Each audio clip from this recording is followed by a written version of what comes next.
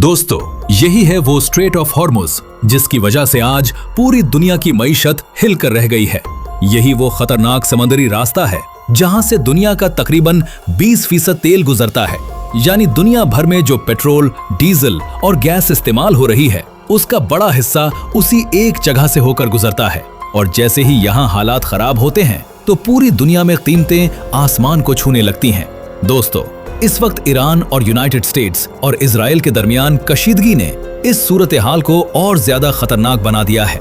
Iran ने इस इलाके में अपनी ताकत बढ़ा दी है, बहरी निगरानी सख्त कर दी है और हर आने जाने वाले जहाज पर कड़ी नजर रखी जा रही है। यही वजह है कि दुनिया भर के ऑयल टैंकर्स को यहाँ से गुजरने में मुश्किलात पेश आ रही हैं।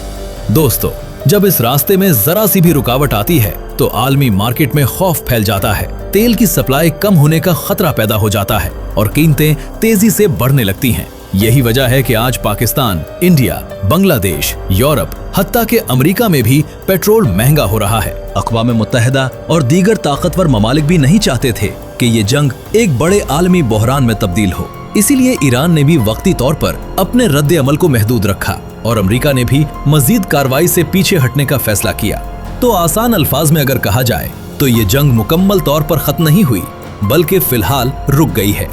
एक पॉज आ गया है क्योंकि दोनों ममालिक अभी भी एक दूसरे पर एतमाद नहीं करते, लेकिन फिलहाल हालात कंट्रोल में हैं और इस सब में पाकिस्तान की सिफारती कोशिशें एक अहम किरदार अदा करती नजर आती हैं। अब सवाल ये है कि क्या ये अमन मुस्तकिल रहेगा या दोबारा हालात खराब होंगे? ये तो आने वाला वक्त ही बताएगा। आप क्या समझते हैं? क्या वाकई पाकिस्तान ने बड़ी जंग को रोक लिया या ये सिर्फ वक्ती खामोशी है? अपनी राय कमेंट में जरूर दें और ऐसे ही अहम अपडेट्स के लिए चैनल को सब्सक्राइब करना ना भूलें।